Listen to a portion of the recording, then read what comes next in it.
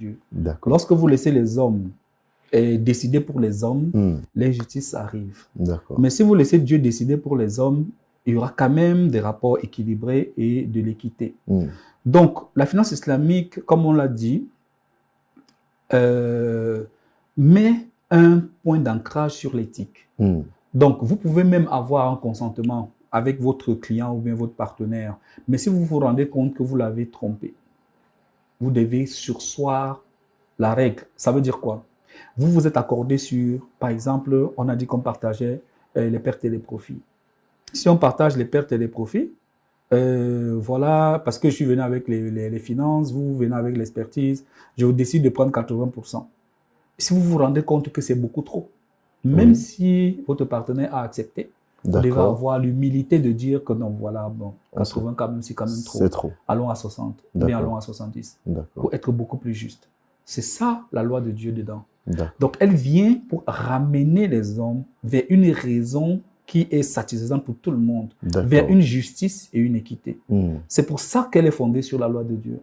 Donc, les transactions financières, c'est toutes les transactions financières que vous pouvez imaginer. Hein. C'est-à-dire que vous voulez faire des dépôts, vous voulez faire des retraits, vous voulez être financé, vous êtes accompagné, vous voulez payer vos études, les crédits à la consommation, téléviseur, réfrigérateur et tout. Vous pouvez tout faire. D'accord.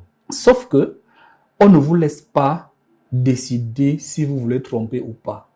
On ne vous laisse pas dire que vous voulez faire les choses comme vous voulez. On encadre votre relation par des contrats qui sont fondés sur la loi de Dieu. Et donc, pour revenir sur le contexte de la CEMAC, sur le plan réglementaire, puisqu'on parle de la réglementation. Bien entendu. La CEMAC, à travers le règlement 04/22/CEMAC/UMAC/COBAC du 4 octobre 2022, a mis en place les règlements de la finance islamique. À l'intérieur desquels on va donc retrouver l'effort que les experts ont fait pour introduire la charia dans le système financier.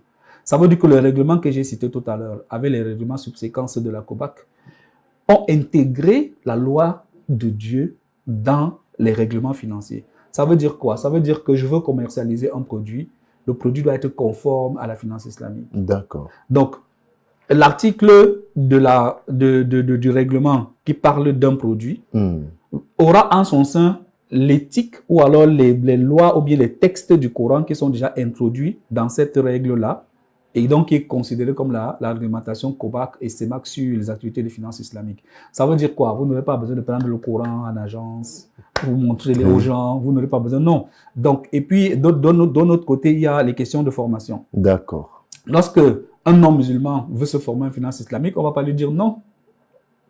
La finance islamique s'adresse à tout le monde. À tout le monde, elle est ouverte à tous. À tout le monde. Il n'y a pas question de musulmans ou pas. D'accord. Donc, lorsqu'un étudiant en finance islamique va se former, en tout cas, même au niveau de la COBAC, pour prendre un cadre beaucoup plus macro, lorsque les experts de la COBAC vont se former sur les règlements COBAC sur la finance islamique, ce sont ces textes-là qu'ils vont apprendre.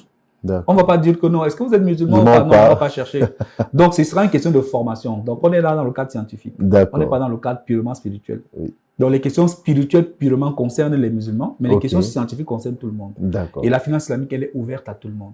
De retour